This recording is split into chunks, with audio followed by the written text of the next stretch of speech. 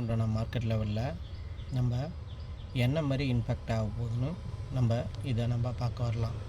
அப்போ support resistant எப்படி work out ஆக போகுது திங்கக்கிழமையில். அப்போ நம்ம இது எதை வழியாக நம்ம பேஸ் பண்ணலான்னு பார்க்கலாம். இதை பேஸ் பண்ணும்போது இவங்களுக்கு என்ன மாதிரி இம்பேக்ட் ஆக போகுதுன்னு பார்க்கலாம். இப்போ திங்கக்கிழமைக்கு உண்டான லெவலில் மேலே பார்த்திங்கன்னா ஒரு சப்போர்ட் ரெசிஸ்டண்ட்டு நம்ம ப்ரீவியஸ் வீடியோவில் சப்போர்ட் ரெசிஸ்டண்ட்டு எப்படி நம்ம போடலான்னு சொல்லிட்டு ப்ரீவியஸ் வீடியோவில் நான் கொடுத்துருக்கேன். அதனால் கொஞ்சம் டைம் இல்லாததுனால கொஞ்சம் வீடியோ கொஞ்சம் போடுறதுக்கு டிலே ஆகிப்போச்சு. இனி அப்கமிங் டேஸில் இந்த வீடியோஸு வந்துக்கிட்டே தான் இருக்கும். இப்போ உதாரணத்துக்கு 6 மந்த்தினுடைய 6 மாதம் போன வருஷத்தினுடைய 6 மாதம் மிட் பாயிண்ட்டும் வீக்கினுடைய மிட் பாயிண்ட்டும் மந்த்லியுடைய மிட் பாயிண்ட் இருக்குது. இங்கே என்ன மாதிரி இம்பேக்ட் ஆக போகுதுன்னு நம்ம எதிர்பார்க்கலாம். அப்போ ஒரு அப் ட்ரெண்டுனா எதை நோக்கி வரும்? ஒரு அப் ட்ரெண்டுனா இங்கே வீக்லினுடைய மிட் பாயிண்ட்டுக்கும் மந்த்லினுடைய மிட் பாயிண்ட்டுக்கு நேர்பையில் முடிஞ்சிருக்கு. அப்போ இதை பிரேக் பண்ணும்போது மட்டும்தான் 6 மந்த்து இது 6 மந்த்தினுடைய மிட் பாயிண்ட்டு. ஃபெப் லெவலில் நான் ஏற்கனவே வீடியோ கொடுத்துருக்கேன். இது 6 மந்த்தினுடைய ஜோன், அது மிட் பாயிண்ட்டினுடைய ஜோன். இந்த 6 மந்த்தினுடைய மிட் பாயிண்ட் போச்சுன்னா வீக்லினுடைய ஹை ஃபஸ்ட்டு சப்போர்ட் ஆகும். அதனுடைய சப்போர்ட் வீக்லி 127 ஃபெப் லெவலில் 127 ரிவர்சல் பாயிண்ட். இந்த இடத்துல கேண்டில் திரும்புறதுக்கு வாய்ப்பு அதிகமாக இருக்கும். அதே டவுன் சைட்னா ஃபர்தராக டவுன் சைடுன்றப்ப நம்ம என்ன பண்ணால் இந்த வீக்லி மிட் பாயிண்ட்டு இங்கே மந்த்லி மிட் பாயிண்ட்டு இதுக்கு கீழே வரும்போது கேண்டில் பார்த்திங்கன்னா ஒரு டவுன் கொடுக்க ஸ்டார்ட் பண்ணுறோம். அந்த டவுன் வீக்கினுடைய லோ வரைக்கும் இருக்கும். இந்த லோவில் ஒரு சஸ்டைன் ஆக தொடங்கும். இப்போ நான் மண்டே 6:30க்கு அப்புறம் மார்க்கெட் ஓப்பன் ஆகும் கிஃப்ட் நிஃப்டி. அந்த கிஃப்ட் நிஃப்டிக்கு அப்புறம் இதனுடைய சப்போர்ட் பாயிண்ட்டு. அப்போ சப்போர்ட் பாயிண்ட்டு இதனுடைய லெவலில் கரெக்டாக இது மேலே ஹை ஃபஸ்ட்டு உடைய ரெஸ்டண்ட்டு, ரெண்டாவது ரெஸ்டண்ட்டு. அப்போ மொத்தத்துலேயும் 3 ரெஸ்டண்ட் இருக்குது. இந்த 3 ரெஸ்டண்ட்டை 6 மந்த்தினுடைய மிட் பாயிண்ட்டை கிராஸ் ஓவர் பண்ணிச்சுன்னா அடுத்தது வீக்கினுடைய ஹை போகும். வீக்கினுடைய ஹைக்கு அப்புறம் வீக்கினுடைய 127 டவுன் ட்ரெண்ட் ஆச்சுன்னா மந்த்லி உடைய மிட் பாயிண்ட்டும் வீக்கினுடைய மிட் பாயிண்ட்டும் 2 ஜோனும் இருக்குது. இந்த 2 ஜோனை கட் பண்ணும்போது பெரிய ஃபால் நடக்கும். ஃபால் நடக்கிறதுக்கு உண்டான பாசிபிள் இருக்கும். இப்போ நிஃப்டினுடைய ஃப்யூச்சர் பார்த்துக்கலாம். எப்பயுமே நிஃப்டினுடைய ஃப்யூச்சரை வச்சு பேஸ் பண்ணும்போது உங்களுக்கு ட்ரேடு பர்ஃபெக்டாக வரும். இப்போ நிஃப்டினுடைய லெவலில் நம்ம இங்கே ப்ரெடிக்ஷன் பண்ணலாம். இப்போ நேர்பையில் க்ளோஸ் ஆகிக்கிறது 6 மந்த்தினுடைய மிட் பாயிண்ட்டுக்கு நேர்பையில் க்ளோஸ் ஆகிருக்கு. இது பார்த்திங்கன்னா இதனுடைய அப்சைடுக்கு உண்டான பாசிபிள் இருக்கும். எங்கே எப்போ பாசிபிளாக இருக்குன்னா இந்த கிஃப்ட் நிஃப்டி கரெக்டாக இதனுடைய பாயிண்ட்லேயும் க்ளோஸ் அண்ட் கிராஸ் பண்ணணும். கிஃப்ட் நிஃப்டி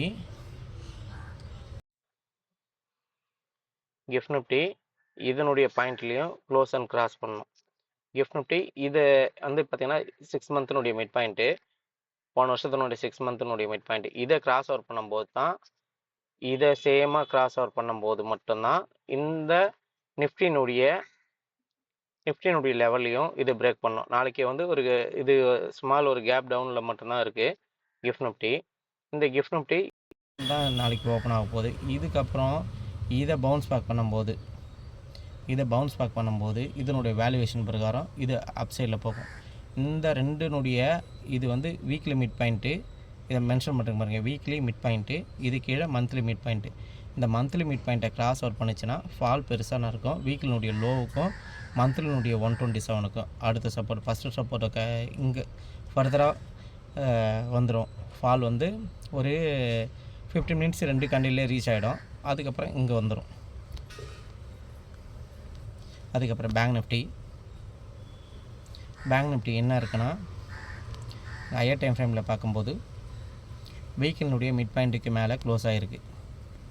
அப்போ ஃபர்தராக அப்சைடு நம்ம எப்படி இது பண்ணலான்னா, அப்போ வீக்கினுடைய மிட் பாயிண்ட்டு ஒரு இம்பேக்டான ஏரியா. வீக்கினுடைய இம்பேக்டான ஏரியா இதனுடைய வீக்கினுடைய ஐ இது பாருங்கள். இது பார்த்திங்கன்னா 1 இயர் உடைய ஹை. அப்போ க்ரீன் கலர் ரெஸ்டண்ட் 1 இயர்னுடைய ஹை. அப்போ அப் ட்ரெண்டு இதுக்கு மேலே பாசிபிளாக நின்றுடுச்சுன்னா அப்போ அங்கே வந்து பேங்க் நிஃப்டியில் வந்து 6 மந்த்தினுடைய மிட் பாயிண்ட்டை கிராஸ் பண்ணிச்சுன்னா இது அப்சைடுக்கு உண்டான பாசிபிள் கொடுக்க தொடங்கிடும். அப்போ இங்கேருந்து டெல்டா வேல்யூ பிரகாரம் 340லேருந்து 640, அப்போ 300 பாயிண்ட்டு. அப்போ 300 பாயிண்ட்டுனா நம்ம டெல்டா வேல்யூ பிரகாரம் இப்போ அடுத்த மணி சுமார் ஒரு 200 ரூபா இருக்குன்னா பேங்க் நிஃப்டி, அதில் வந்து பார்த்திங்கன்னா 150 பாயிண்ட்டு மேலே போகிறதுக்கு பாசிபிளாக இருக்கும் அடுத்த மணி. அப்போ அப்படியே டவுன் சைடு வந்துச்சுன்னா இந்த 300 பாயிண்ட்லேருந்து கட் பண்ணிச்சுன்னா 53,913. அப்போ 250 பாயிண்ட்டு டவுன் ஆயிடுச்சுன்னா நம்மளுக்கு வந்து ஒரு 110 பாயிண்ட்டு இங்கேருந்து ஃபால் ஆயிடுச்சுன்னா, மிட் பாயிண்ட்லேருந்து ஃபால் ஆயிடுச்சுன்னா இங்கேருந்து இதனுடைய லெவல் வரும். ஏற்கனவே மென்ஷன் பண்ணுறேன், ஏற்கனவே ஒன்று சப்போர்ட் ரெசிஸ்டன்ட் வந்து பார்த்திங்கன்னா பர்ஃபெக்டான ஒரு 99% வந்து கரெக்டாக வந்து லெவல்ஸ் வந்து இது ஒர்க் அவுட் ஆகும், எங்கேயுமே மிஸ் ஆகாது. சரிங்களா? அதுக்கப்புறம் அடுத்த ஸ்டாக்கு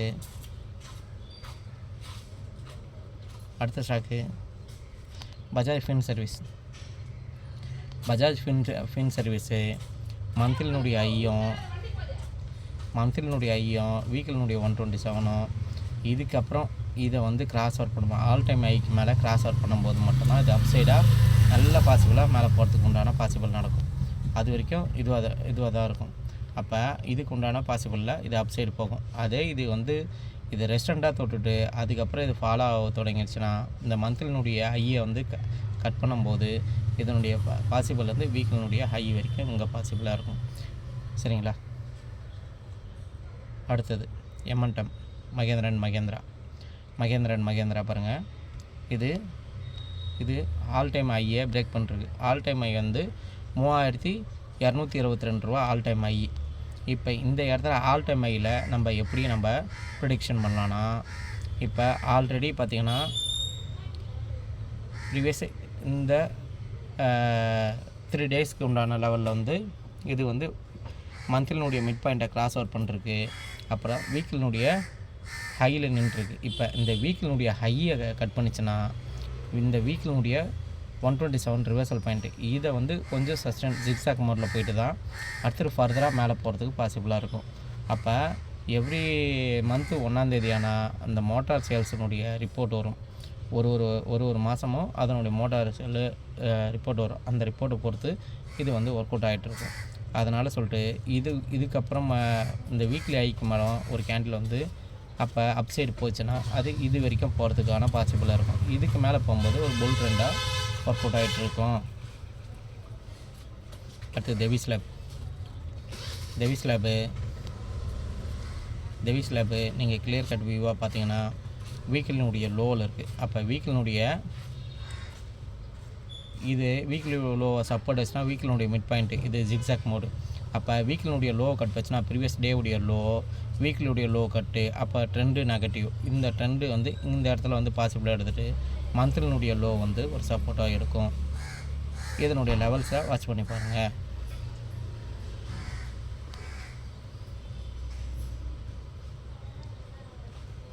கோல்டு அது ஆல் டைம் ஹையில் நின்றுருக்கு. ஆல் டைம் ஹையில் இப்போ அந்த 127 ரிவர்சல் பாயிண்டில் நின்றுருக்கு.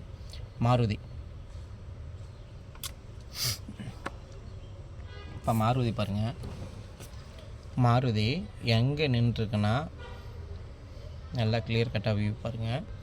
மாருதி வந்து பார்த்திங்கன்னா மந்த்லினுடைய ஹைக்கு கரெக்டாக க்ளோஸ் அண்ட் கிராஸ் பண்ணுறது. ப்ரீவியஸ்னுடைய மந்த்லினுடைய ஹைக்கு இப்போ நியர்பையிலுடைய மிட் பாயிண்ட்லேயும் மேலே ரெஸ்டண்ட்டாக இருக்குது. இந்த டபுள் ரெஸ்டண்ட்டை ஃபெப் லெவலில் வந்து பிரேக் பண்ணிச்சுன்னா வீக்கினுடைய high first point, second point வீக்கினுடைய 127, அந்த மந்த்லினுடைய 127, அதுக்கப்புறம் வீக்கிலுடைய 127 நியர்பையில் இது வரும். இதே டவுன் ட்ரெண்ட் ஆயிடுச்சுன்னா இந்த டபுள் ரெஸ்டண்ட்டை பிரேக் பண்ணால் வீக்கிலுடைய லோ ஃபஸ்ட்டு சப்போர்ட்டு, அதுக்கப்புறம் பார்த்திங்கன்னா இது கீழே வந்து அடுத்தடுத்த லெவலில் வந்து ஃபாலோ ஆகிறதுக்கு வாய்ப்பு அதிகமாக இருக்கும். இந்த ஒரு வாரத்துக்கு உண்டான லெவல்ஸை இதை நோட் பண்ணி பாருங்கள்.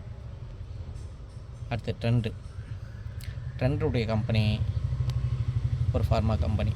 அப்போ இங்கே என்ன பண்ணிருக்குன்னா இங்கே ஹையர் டைம் ஃப்ரேமில் பார்த்திங்கன்னா அப்போ இயருடைய மிட் பாயிண்ட்டு, 1 இயர்னுடைய மிட் பாயிண்ட்டு, மந்த்லினுடைய மிட் பாயிண்ட்டு, வீக்கிலினுடைய மிட் பாயிண்ட்டு, வீக்கிலுடைய லோ, வீக்கிலுடைய ஹை, வீக்கிலுடைய 127. அப்போ நியர்பை கேண்டிலில் எங்கே ஒர்க் அவுட் ஆகிட்டுருக்குன்னு நீங்கள் பார்த்தீங்கன்னா வீக்கினுடைய மிட் பாயிண்ட்டை கிராஸ் ஓவர் பண்ணிச்சுன்னா டவுன் ஆகிடுச்சுன்னா அப்போ ப்ரீவியஸ் டே கீழே கேண்டில் ஓப்பன், வீக்கினுடைய மிட் பாயிண்ட்டுக்கு ஓப்பன், அப்போ டவுன் ட்ரெண்டு. இது வீக்கினுடைய லோ வரைக்கும் போகிறதுக்கு பாசிபிளாக இருக்கும். அதே வீக்கினுடைய மிட் பாயிண்ட்டை சப்போர்ட் எடுக்குன்னா ப்ரீவியஸ் டே உடைய லோவை சப்போர்ட்டு, வீக்கினுடைய இது சப்போர்ட்னா உங்கள் மந்த்லினுடைய மிட் பாயிண்ட்டுக்கு நியர்பையில் நிற்கும். அப்போ 6 மந்த்தினுடைய மிட் பாயிண்ட்டில் இது வந்து சஸ்டைன் ஆகிட்டு ஒரு ஃபால் ஆகிறதுக்கு வாய்ப்பு இருக்கும். டபுள் ரெஸ்டண்ட் அவ்வளோ சீக்கிரம் ஃபெப் லெவலில் பிரேக் அவுட் பண்ணாது. அப்படி பிரேக் அவுட் பண்ணிச்சுன்னா ஃபர்தராக ஃபாலும் இருக்கும். அதை பிரேக் பண்ணிச்சுன்னா அப்சைடு பெரிய ஒரு மூமெண்டம் கொடுக்கும்.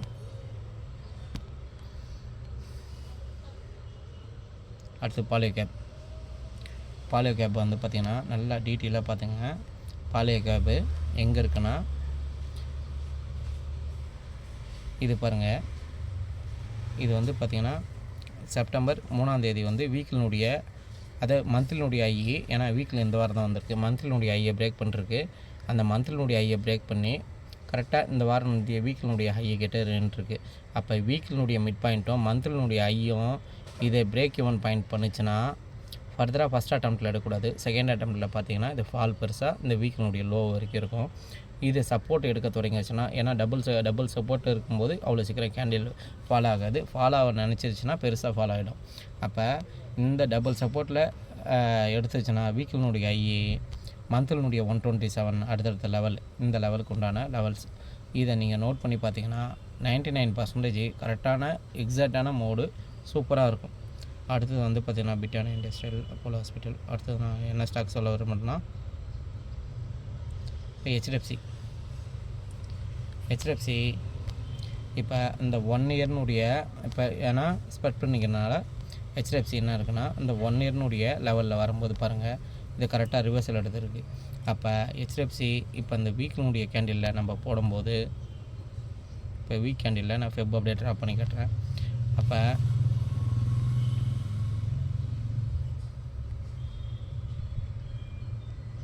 இது வீக் கேண்டில், இது வந்து மந்த் கேண்டில்.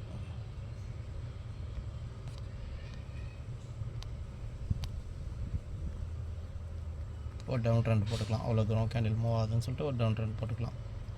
இப்போ நம்ம லோ டைம் ஃப்ரேமில் கன்வெர்ட் பண்ணும்போது இப்போ மினிமம் ஒரு 2 ஹவர்ஸில் நீங்கள் பாருங்கள் இது வந்து லெவல் சொல்கிறது கரெக்டாக இருக்கும். அப்போ இங்கேருந்து வீக்கினுடைய ஐயை கட் பண்ணிச்சுன்னா இங்கே வீக்கினுடைய ஐயை கட் பண்ணிச்சுன்னா வீக்கினுடைய 127, அதுக்கப்புறம் இது 61 கிராஸ் பண்ணுச்சுன்னா மந்த்லினுடைய 50% இதில் ரீடெஸ்ட் நடக்க தொடங்கிடும். அப்போ வீக்கினுடைய ஐயை கட் பண்ணலன்னா ஃபர்தராக இது ஃபால் வந்து இதனுடைய வீக்கினுடைய 50% உண்டான ரீடெஸ்ட்மெண்ட் நடக்க தொடங்கிடும். ஹெச்டிஎஃப்சி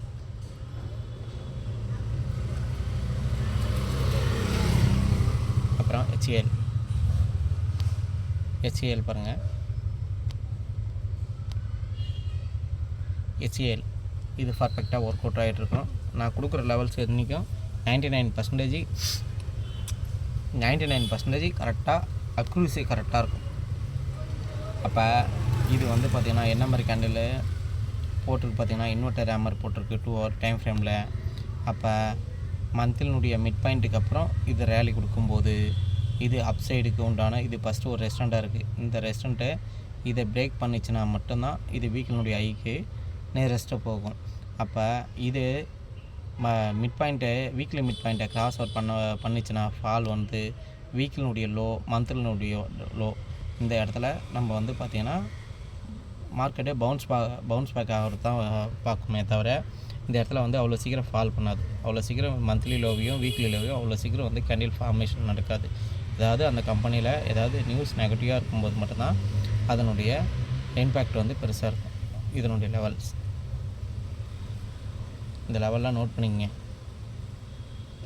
அப்புறம் எம்சிஎக்ஸும் அதே தான் பண்ணிருக்கு. இங்கே பாருங்கள், நான்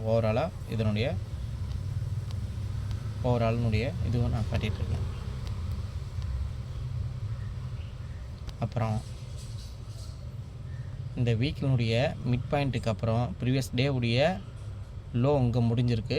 அப்போ ப்ரீவியஸ் டே உடைய ஐக்கு மேலே மிட் பாயிண்ட்டில் வந்து வீக்லி மிட் பாயிண்ட் இருக்குது, ப்ரீவியஸ் டே உடைய மிட் பாயிண்ட் இருக்கும். இது வந்து நான் ஃபர்தராக நான் போட்டும் காட்டுறேன். இப்போ ப்ரீவியஸ் டே உடைய கேண்டிலில் நான் போடுறேன். ப்ரீவியஸ் டே உடைய கேண்டில் தான். அந்த கேண்டிலுக்கு உண்டான ரீடெஸ்ட்மெண்ட் எப்படி கொடுக்க போகுதுன்னு பாருங்கள். அப்போ இங்கே பார்த்தீங்கன்னா வீக்கினுடைய மிட் பாயிண்ட்டு ஒரு கிராஸ் ஓவர். அப்போ வீக்கினுடைய மிட் பாயிண்ட்டு கிராஸ் ஓவர். அப்புறம் ப்ரீவியஸ் டே உடைய மிட் பாயிண்ட்டும் கிராஸ் ஓவர். இது வந்து அப் ட்ரெண்டாக கொடுத்துச்சுன்னா ஃபஸ்ட்டு டார்கெட் இங்கே இருக்கும். அடுத்தது அதனுடைய ஃபால் வந்து அடுத்தது இந்த இடத்துல வந்து பார்த்திங்கன்னா ஒரு ஃபால் இருக்கும். அதே டவுன் சைடில்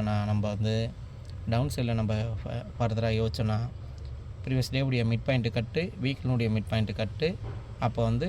அப்போ இது எதை நோக்கி தரணும்னா ப்ரீவியஸ் டே உடைய லோவை நோக்கி போகும். லோவை கட் பண்ணிச்சுன்னா அது வீக்லி நோக்கி லோவை நோக்கி போகும்.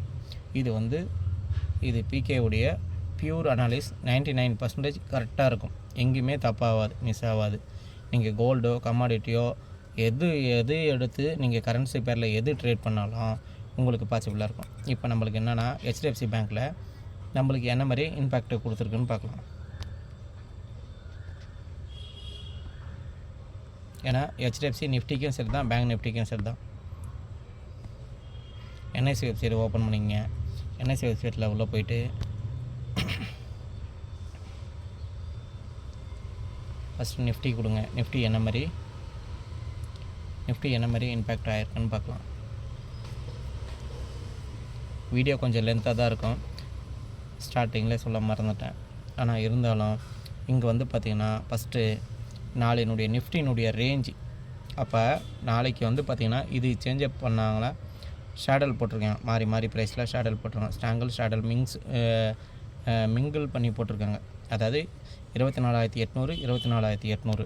அப்போ 24,800 வந்து என்ன இம்பேக்ட் ஆகும்னா 24,800 காலினுடைய ப்ரைஸு ₹70, ரவுண்டு ₹69 இருக்குது. அது ₹70 நம்ம எடுத்துக்கலாம்.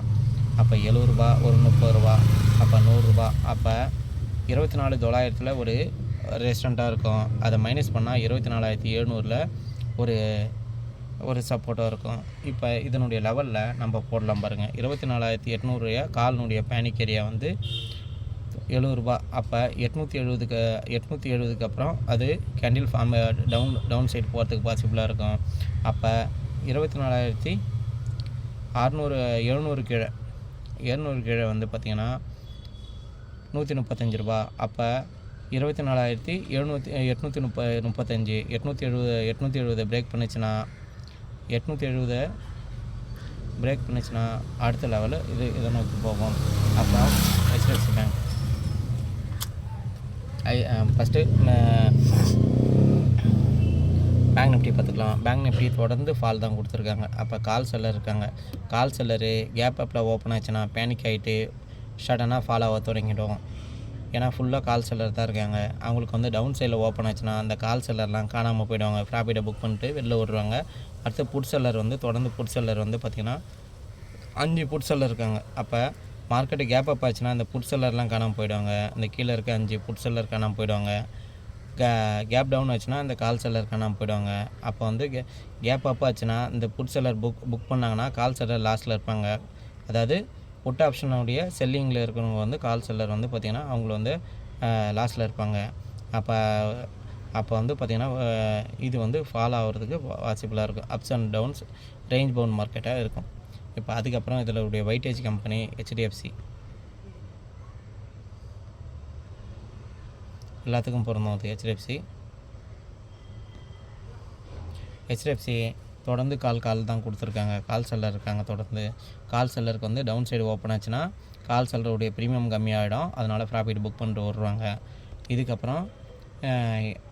இதுக்கப்புறம் என்ன மாதிரி இம்பேக்ட் ஆக போகுதுன்னு பார்ப்பேன். இவங்களுடைய closing price plus or minus பண்ணிங்கன்னா இவங்க 960 க்ளோசிங் ப்ரைஸ் வந்து பார்த்திங்கன்னா ₹17. அப்போ 17 ஒரு ₹12 ₹29. அப்போ ப்ளஸ் ₹29னா ₹1000 கிட்ட ஒரு ரேஞ்சும், மைனஸ் பண்ணால் ₹40 கிட்ட ஒரு ரேஞ்சும் அப்படின்னு ஒரு இம்பேக்ட் இருக்கும். இதுக்கப்புறம் ஐவி வேல்யூ எந்த சைடு எப்படி இருக்க போகிறாங்கன்னா ஐவி வேல்யூ வந்து கால் சைடு வந்து 11 தான் இருக்குது. 15க்கு மேலே இருந்தால் தான் ரேஞ்ச் பவுண்டாக இருக்கும். அப்போ புட் ஆப்ஷன் சைடு எவ்வளோ இருக்குன்னு பார்த்துக்கலாம். புட் ஆப்ஷன் சைடு 15 இருக்குது. அப்போ இந்த என்ன மாதிரி இம்பேக்ட் ஆகும் பார்த்துங்க.